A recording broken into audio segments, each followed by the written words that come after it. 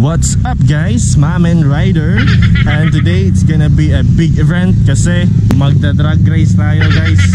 Meron na kakilala namin na gustong mag-drag race. And yung magda-drag race dito si Ayom na naka R150 Fi.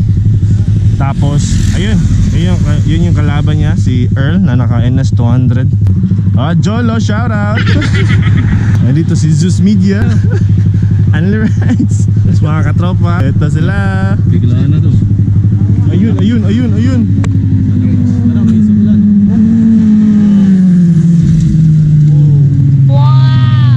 Wow. Ano yun guys? Parang manonood rin. Drag race rin yata sila. Ito si Sir Gerald to. Ito si Earl. Wow, grabe guys. Jeremiah. It's mga big bike guys. Grabe guys, oh. Mamaya babalik lang ako. Ala, grabe.